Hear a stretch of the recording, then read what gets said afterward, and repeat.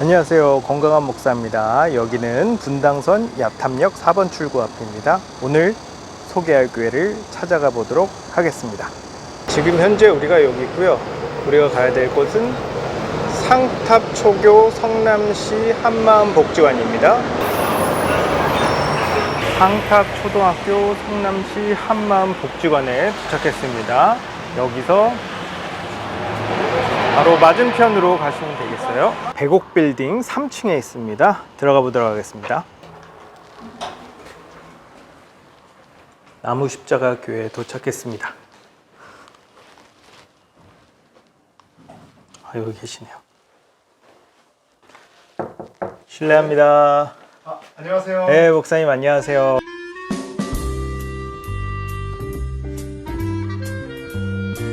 목사님 교회 소개 좀 부탁드립니다. 네, 저희 교회가 사용하고 있는 공간들을 소개하도록 하겠습니다. 이곳은 제가 성경을 연구하고 말씀을 준비하는 연구실, 또 목양실입니다. 여기가 목양실이군요. 네네. 책이 엄청 많으시네. 네, 이게 답니다. 가지고 있는 책. 예, 알겠습니다. 네.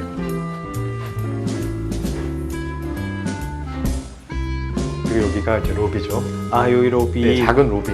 여기서 이제 차 한 잔 마시면서 사람들이랑 이제 네. 대화도 하고. 네, 그렇습니다.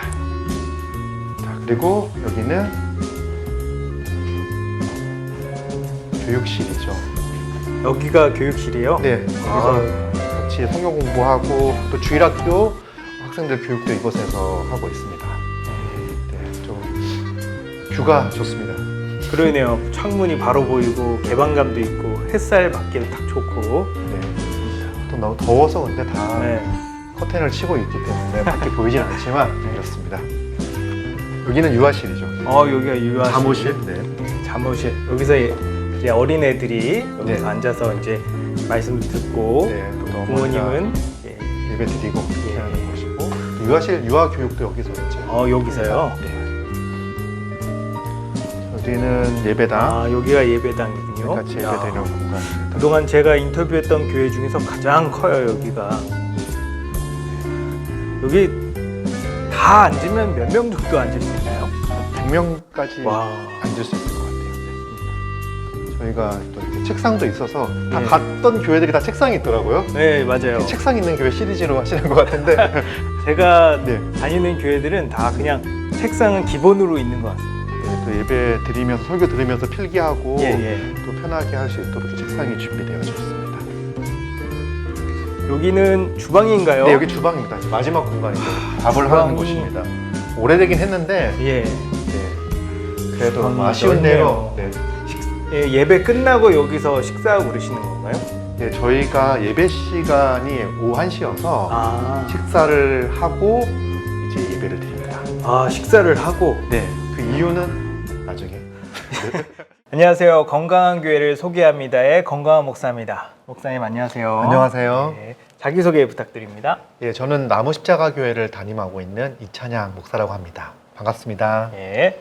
목사님, 교단이 어떻게 되시죠? 네, 저희 교회는 나사렛 선교회에 속해 있습니다. 나사렛. 네, 그 교단의 어떤 특징이 있나요? 저희는 성결교단이고요. 아. 성결교단 하면 기성 예성을 많이 들어보셨을 텐데 저희 교단은 미국에서 생긴 성결교단입니다. 네. 예. 목사님 그러면은 신학교는 어디 나오셨나요? 예, 천안에 있는 나사렛 대학교 신대원을 졸업했습니다. 네. 신대원에 들어가서 바로 이제 사역을 시작하신 거예요? 네, 2007년도에 신학교에 입학을 하고 바로 한 학기 정도 있다가 이제 사역을 시작을 했습니다. 그때서부터 사역을 쭉 하시다가 네, 목회한 수는 한 언제쯤? 아마 목회한 수는 2012년, 13년 정도에 이제 안수를 받은 것 같습니다. 그때 이제 안수를 받으시고 네, 어느 정도 후에 이제 개척을 하신 건가요? 그 후에 3년, 4년 있다가 이제 2015년도에 제가 개척을 2015년도에. 네, 2015년도에 개척을 했으니까 네, 지금 개척하신 지 거의 한 8년 정도 이제 되셨나요? 8년 정도 됐습니다. 어떻게 하다가 이렇게 신학을 하기로 마음을 먹으셨나요? 제가 이제 어렸을 때부터 네. 목회자가 되고 싶은 마음이 혹시 있었습니다. 그러면 목사님의 부모님께서 뭐 목회자? 네네. 그러시구나. 제 아버지가 목사님이셨고 예. 그리고 어렸을 때부터 교회에서 이렇게 자라면서 음. 목사가 되면 좋겠다라는 생각들을 이제 중학교, 고등학교 때 했고 그리고 이제 대학 진학 후에 굳이 그 길을 갈 필요가 있을까라는 생각도 잠깐 했지만 근데 결국은 목회 길을 가고 싶었고 근데 대학 갔을 때는 신학을 공부하고 싶었고 그래서 목회보다는 신학 대학교 교수를 해보고 싶다 공부를 해보고 싶다는 생각도 잠깐 가졌었습니다. 아니면 대학교는 전공이 어떻게 되죠? 저는 법학을 전공했습니다. 법학이신데 신학을 이제 대학원으로. 그렇죠. 당시에 이제 MDB를 가니까 학부에서는 타 전공을 하고 MDB 때 신학을 하면 된다라고 해서 그러니까 어떤 전공을 하는 게 신학에 도움이 될까 생각을 하다가 법학을 공부하는 게 신학에 도움이 된다라고 하는 이야기를 듣고 법학을 공부했습니다. 이 큰 그림이 있었네요. 네. 이 애초부터 목회를 하려고 대학교를 시작을 하신 거네요. 어떻게 보면. 네. 법을 공부하면 뭐가 도움이 될까 이렇게 생각하시는 분들도 있을 텐데 성경 텍스트를 해석하고 적용하는 게 법학도 텍스트를 보고 이거를 주관적으로 해석하면 안 되고 객관적으로 해석해서 적용하는 게 법학이다 보니까 이제 법학이 도움이 된다. 그리고 법학이라는 게 단지 법전만 보는 게 아니라 사람들이 살아가는 삶의 다양한 정황들을 살피고 그것에 법을 적용하는 거잖아요. 네. 그래서 이제 그런 부분들이 도움이 된다라고 이야기를 했는데 얼마나 도움이 되었는지는 잘 모르겠습니다. 그래요? 공부를 열심히 안 해가지고. 네. 법학까지 가셨는데 네. 거기서 공부를 많이 안 했군요. 진짜 아쉽습니다. 네. 그래도 이제 졸업을 했을 나이가 네. 그래도 이제 20대 한 중반 정도 됐을 텐데 네. 거의 지금 신학을 30살 때 27에 30살 때 시작했죠. 맞아요. 30살. 공백이 있으셨던 것 같아요. 군대를 졸업한 이후에 이제 군 장교로 장교로 가셨군요. 해군 장교로 야. 30에 이제 제대를 해서 30살에 이제 신학교를 갔습니다. 계속 한 교회에서 사역을 하셨던 거예요? 제가 두 교회에 있었는데요. 첫 번째 사역했던 교회에서 3년간 사역을 하고 그 다음에 사실 유학을 간다 만다 이런 이제 이슈가 있어서 개인적으로 예. 그래서 그 교회를 사임을 하고 이제 유학 준비를 하면서 아버지가 목회하던 교회에서 이제 부교육자로 계속 사역을 하고 있었습니다. 그리고 이제 개척을 한 거죠. 부모님이 서원을 했다 뭐 이런 말씀을 하시더라고요. 네. 서원이요. 뭐 아들을 낳으면 사원한다. 근데 요게 보통 사람들 같은 경우에는 이게 힘들어하는 경우도 있다고 하더라고요. 그렇죠. 저는 그걸 그렇게 어려워하진 않았습니다. 힘들게 생각하지 않고 그냥 내 운명이겠거니 하고 받아들인 거예요? 네, 그게 어색하지 않았고 제가 어렸을 때부터 교회에서 자랐기 때문에 이제 보고 경험하고 생활하고 했던 것들이 아버지가 목회하는 모습들을 보면서 나는 이렇게 해야지 이런 생각들을 많이 하면서 이제 컸던 것 같아요. 그러니까 아버님이 목회를 잘하셨나 보네요. 돌아보면 정말 어렵고 힘든 과정들 가운데 신실하게 목회하셨다. 부모가 되기 전에는 부모 네. 마음을 모르는 것처럼 네네. 목사님이 되셔서 돌아보니까 네. 우리 아버님이 정말 힘들고 어려운 일이 많았겠구나 목회를 그렇죠. 하시면서. 당시에 이제 목회를 잘한다 못한다의 그 관점이 이제 교회를 얼마나 성장시키느냐가 그렇죠. 컸던 것 옛날에는 같아요. 그랬죠. 근데 아버지가 목회를 하셨을 때 그렇게 교회가 대형 교회를 이루거나 이런 게 아니기 때문에 그런 생각을 했었어요. 어렸을 때 이제 목사가 되고 싶었으니까 제가 어렸을 때는 여의도 순복음교회 조용기 목사님이 예. 주일 아침에 MBC에서 예. 설교 방송을 했었거든요. 예. 제가 울산에 있었을 텐데 그걸 보면서 저는 무슨 생각을 했냐면 큰 목회를 하기 위해서 말이 빨라야 되는구나. 사투리도 있어야 되고. 말이 빨라야 되구나 생각하면서 이게 아마 초등학교 1학년 때 했던 생각이에요. 그래서 나는 말이 느려서 나도 큰 목회는 못하겠구나 라는 생각을 어린 시절에 했던 기억이 납니다. 야, 어렸을 때부터 벌써 이런. 네. 어떻게 하면 목회를 네. 잘할까 이런 생각을 되게 많이 했었어요. 목회를 선택하신 부분에 있어서 네. 잘했다는 생각이 드시나요? 제가 이제 고민을 했던 거는 이제 사실 대학교에 갔을 때 목회를 할 거냐 아니면 다른 직업을 가지면서 이제 열심히 살 것인가 이제 고민을 했었는데 저는 목회를 하지 않으면 되게 아쉬울 것 같은 생각을 되게 많이 가졌어요. 이제 그래서 대학교 다닐 때는 목회냐 목회가 아니냐 이걸 가지고 이제 고민을 하다가 네. 목회를 해야 되겠다. 목회를 했을 때 교수가 될 거냐 목사가 될 거냐라고 생각을 했을 때 신학교에 입학할 때까지만 해도 저는 이제 교수가 되겠다는 생각을 되게 많이 가졌고 목회를 한다고 하더라도 일단은 공부를 하는 데까지 해본 다음에 그 다음에 그 이후에 목회를 하는 게 좋지 않을까? 또 주변에 그런 얘기를 되게 많이 했어요. 제가 이제 신학교에 가서 성경 연구를 하는 동아리를 하면서 예. 목회를 해야 되겠다고 하는 정말 그런 생각이 들었었어요. 그래서 목회를 해야 되겠다 해서 유학 가기를 이제 포기하고 이제 개척을 준비했죠. 저는 이제 신학교에서 성경을 직접적으로 공부를 하면서 네. 아 이게 연구를 하는 것도 신학 공부를 하고 교수를 하는 것도 무척 귀하지만 네.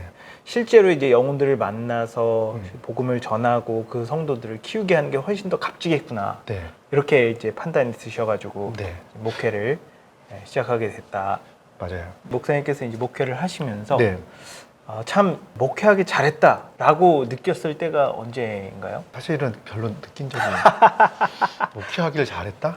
보람이 있어요. 어떻게든 목회를 계속 할 수 있는. 제일 보람 있는 건 사실 이렇게 말씀을 가르치고 말씀의 믿음으로 반응하는 사람들을 보는 게 정말 기쁘죠. 네. 그리고 저는 개척을 하면서도 하나님께서 나에게 사람을 보내주지 않으시면 이거는 외적 소명이 없는 거다라는 생각을 가지고 언제든지 그만두겠다는 마음을 가지고 시작을 했어요. 그래서 한 명이라도 있으면 또 내가 가르칠 수 있는 사람이 있다는 거에 되게 감사하면서 이제 열심히 사역을 했던 것 같습니다. 인원이 많고 적고를 떠나서 네. 하나님께서 나에게 보내주신다면 네. 계속 이 사역을 하고 네네. 만약에 안 보내주신다면 네. 뭐 그게 아닌가 보다 하고 이제 네. 다른 일을 하겠다. 그러면 반대로 네. 목회를 하면서 아 진짜 목회가 힘들구나 네. 아니면 너무 어렵다 하고 네. 느낄 때는 언제였어요? 사실은 이렇게 어렵다고 느낀 적이 별로 없어가지고. 아 제가 네. 목사님 딱 봤을 때 네. 이렇게 막 힘들고 어려운 부분에 있어서 좀 무디신 것 같아요. 그죠. 네. 무딘 게 있을 수 있어요. 좋은 거에 너무 좋아하지 말자. 그리고 힘든 거에 너무 힘들어하지 말자. 이런 생각들을 많이 가지고 있었던 것 같아요. 그래서 기본적으로 내가 할 수 있는 영역과 할 수 없는 영역이 있다고 생각이 들고 내가 할 수 있는 영역에서 최선을 다했는데 기대하지 않은 결과가 나온다고 하더라도 그걸 그냥 받아들이는 거지 그것 때문에 막 이렇게 괴롭고 힘들거나 그런 거는 없고요. 그냥 개인적으로 한번 제일 힘들었던 거 그러니까 목회를 하면서 딱 힘들었던 순간이 하루 한 번 있긴 있었어요. 그래요? 그때 코로나 때. 아 코로나 때. 저는 좀 무리를 하지 말자라고 하는 좀 주의예요. 임대도 해야 되고 뭐도 하고 이렇게 할 때 뭔가 무리하기보다는 이제 있는 형편에서 하자 이런 생각이었는데 코로나 때 저희 집에서 예배를 드리고 있었는데 옮겨야 되는 상황이 이제 발생을 한 거예요. 네. 이제 예배를 드리는 거에 대해서 전 국민이 노이로제 같은 그렇죠. 그런 반응을 예. 보이고 있었을 때인데 코로나니까 한 뭐 6, 7명 정도가 모여가지고 온라인으로 이제 예배를 송출을 하고 있었어요. 네. 근데 이제 밑에 집에서 이제 올라와서 왜 예배를 드리냐 라고 하면서 이제 뭐라고 하셔가지고 이제 더 이상 가정에서 예배 드리는 게 힘들겠구나. 사실 저는 개척하고 나서 그렇게 재정 문제나 이런 부분들 가지고 어려웠던 적이 거의 없었어요. 네, 왜냐면 교회도 성장하면서 이제 재정도 조금씩 늘고 있고 이제 그런 상황이었는데 그때 이제 제가 분당에서 개척을 했잖아요. 네. 분당 근처에 그 예배를 드릴 수 있는 공간들을 알아봤는데 월세가 엄청 이제 비싼 거예요. 그때 당장 어떡하지?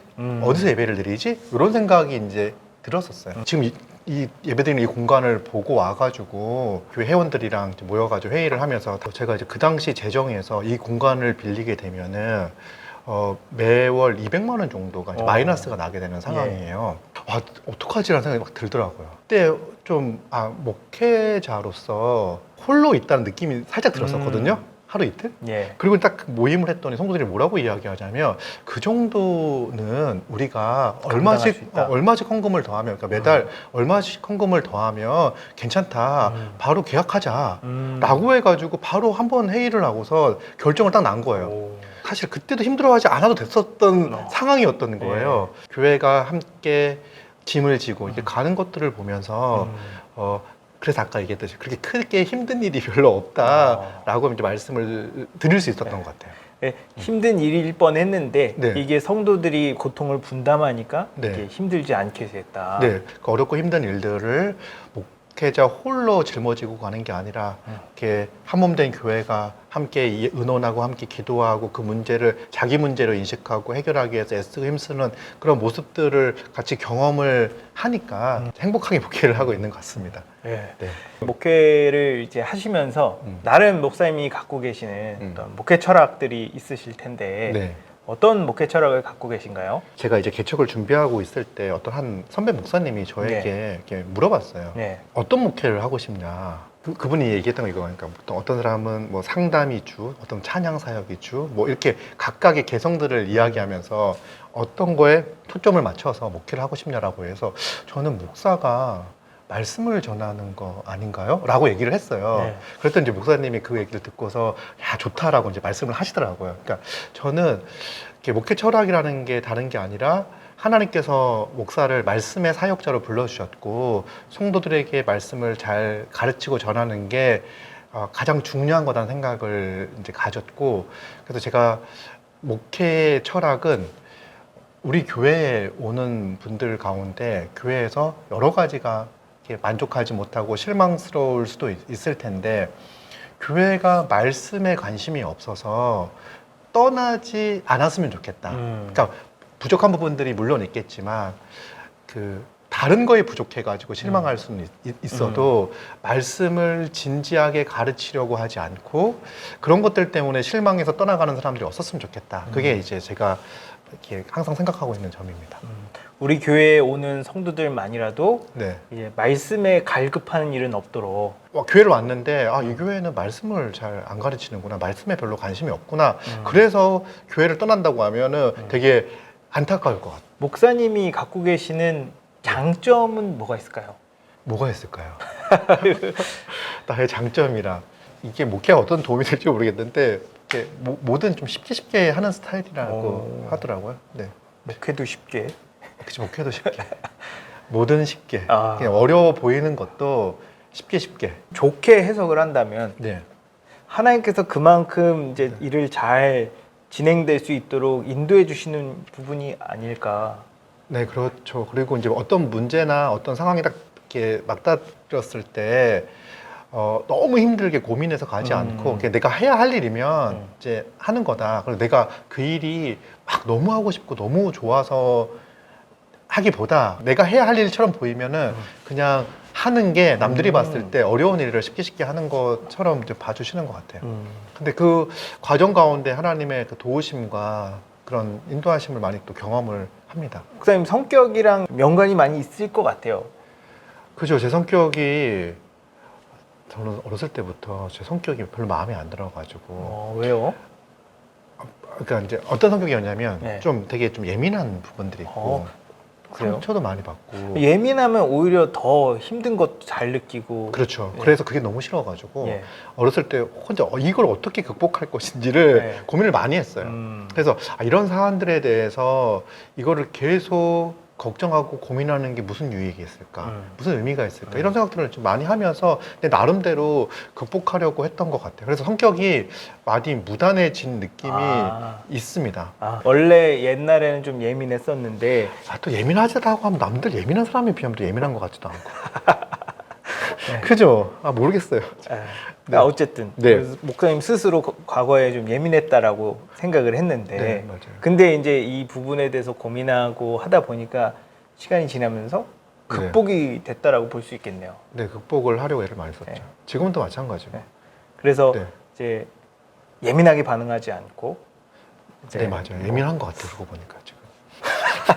네. 갈팡질팡 갈팡질팡합니다. 네. 네.